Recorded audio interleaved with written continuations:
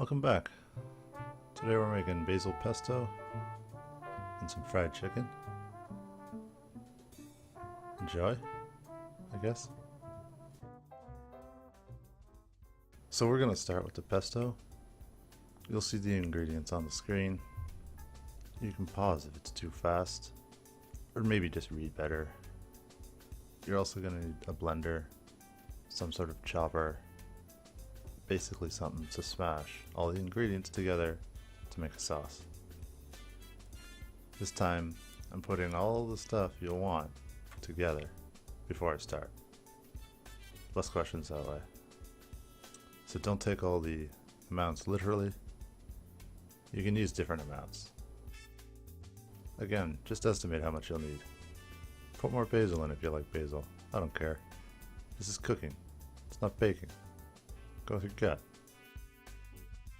Thanks to my amazing camera work, you won't actually see the pesto grind up. So it's going to be like a surprise when you finally see yours. Unless you've had pesto before, in which case you know what it looks like. Or you saw the picture at the beginning.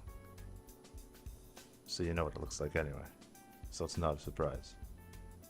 Oh well. I'm using the pulse feature on my blender. You don't want to make everything too liquidy.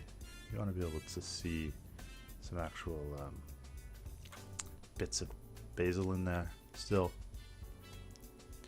So don't go too crazy. Just trying to liquefy everything. Also, I forgot to put the salt and pepper in, so make sure you do that too. You want things to taste delicious and not like garbage. Once pesto is done, just want to let it sit in its own mess for a while. Flavors are gonna like unlock or something. I'm not an expert. So while we're waiting for the pesto to do its thing, we're gonna prepare the chicken. I pre-mixed some panko and spices in a bowl. I actually just bought panko that had spices in it. Either way, whatever. Then you want to get a plastic cutting board, not a wood one, unless you want salmonella. You don't though, trust me, it's not good. You can cut your chicken into strips or chunks, however you prefer them. You could even cut them into dinosaur shapes if you're good enough. I'm not though. So it's strips for me. Chunks. Whatever.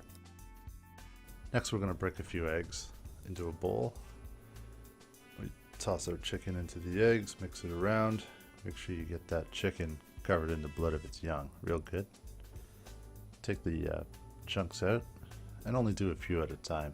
I'd say like no more than 3. So then you take them out, slam those chunks into the panko mixture. If you've got dinosaur shapes, you know, all the better. Make sure you cover them thoroughly with panko. You should be able to see a little bit of chicken through there, but not too much. Lots of it is going to fall off while you're frying it up. Look at that big old pile of chicken. It almost looks good enough to eat. But again, you know, you get salmonella probably from it. You don't want that. Have you ever had raw chicken? I haven't. I'm not an idiot. By the way, I'm totally still looking for sponsors. So like, chicken farmers? Panko guys? I'll take you. Now we're ready to fry our chicken. So preheat your frying pan and melt way too much butter into it. The panko is going to soak up a ton of this. You might even have a heart attack when you go to eat it. You might die. Good luck with that. Fry the chicken pieces and add more butter if it starts to get low. Like I said, you might die. Didn't believe me? 6 sticks of butter later and we're done. After you fry your chicken for about 10 minutes, flip it over. You want to get both sides nice and golden. Should be somewhat firm when you push down on it with a fork. Don't break it though. That's disgusting. About halfway through cooking the chicken, you're going to want to start boiling a pot of water to put your pasta in. Depends what kind of pasta you're using. I'm using this crappy, like dry pasta. It's not very good, but if you have fresh pasta, that's better. So anyway, boil your water, throw your pasta in, get it how you want it. I don't know you. Maybe you like it raw still.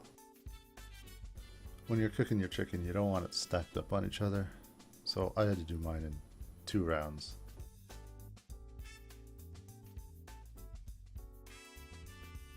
Once your pasta is done, you want to drain off the water. I leave the heat on and I throw the pesto in there just to make sure the pesto gets a little bit warm. Mix it around, and then that's done, and then we can plate it with the chicken.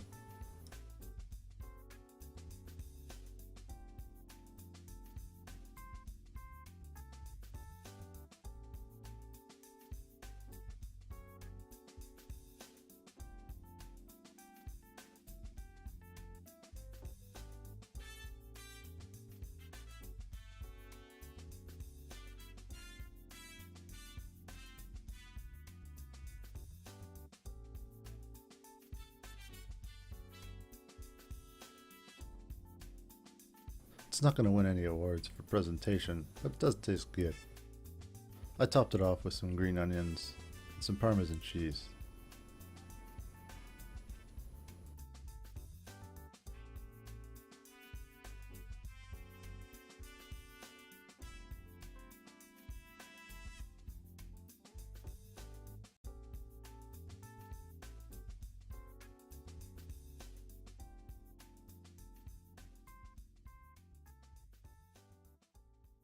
Bon appetit.